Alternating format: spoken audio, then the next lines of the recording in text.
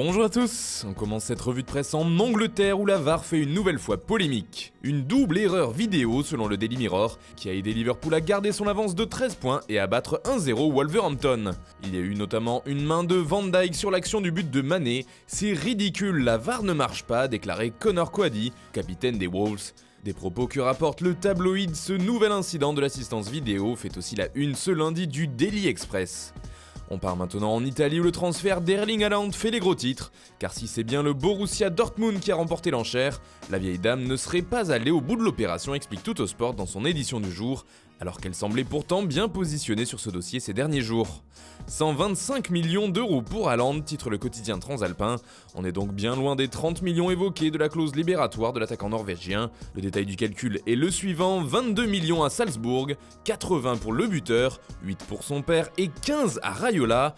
Voilà pourquoi la Juve l'a lâché, résume ainsi Tuttosport. Des chiffres qui devraient faire couler beaucoup d'encre en Italie comme en Allemagne. D'ailleurs on reste en Italie avec l'info de la journée de l'autre côté des Alpes, l'AS Roma va changer de propriétaire. En tout cas si on en croit la presse italienne, un accord aurait été trouvé avec ceux qui possèdent le club et Dan Friedkin. Un accord qui atteindrait les 800 millions d'euros, oui. Friedkin libère la Roma, titre le Corriere dello Sport, qui explique que le riche Texan est prêt à devenir actionnaire majoritaire du club de la Louve. L'information fait la une de tous les médias, comme ici avec le Quotidiano Sportivo.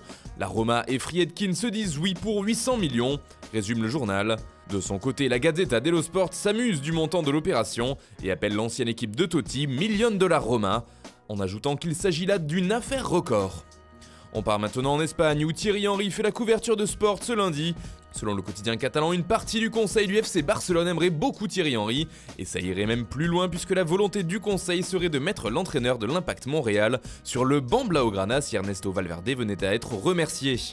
Un autre jour et un autre sondage pour Mundo Deportivo. Après Jürgen Klopp réclamé par les socios du Barça, c'est au tour des joueurs qui pourraient être transférés à Barcelone. Mbappé est le favori parmi les stars proposées, et à la question qui préférez-vous entre lui et Neymar, 81% des sondés préfèrent l'attaquant français.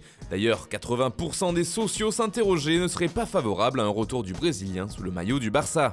Toujours en Espagne, le Séville FC passe à l'attaque pour Julian Draxler. Après le Hertha Berlin, un autre club serait donc très chaud sur l'international allemand. Comme l'explique le média andalou Estadio Deportivo, Séville est particulièrement intéressé. Par le passé déjà, Monchi avait voulu attirer Draxler dans le sud de l'Espagne sans succès. Et on parle bien ici d'un renfort pour le mercato hivernal. Les Andalous cherchant à se renforcer, Draxler pourrait donc faire l'affaire sur le côté gauche. Enfin, on termine ce tour de la presse avec le Real Madrid.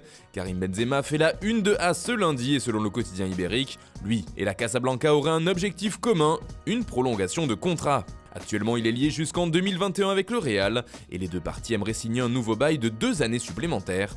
A noter aussi qu'un club s'intéresse à la situation de Benzema, il s'agit du Paris Saint-Germain, soucieux de remplacer Edinson Cavani, dont le nom revient avec insistance du côté de l'Atlético de Madrid. Voilà, c'est tout pour ce matin, bonne journée à tous, on se retrouve très vite pour une nouvelle vidéo sur Foot Mercato.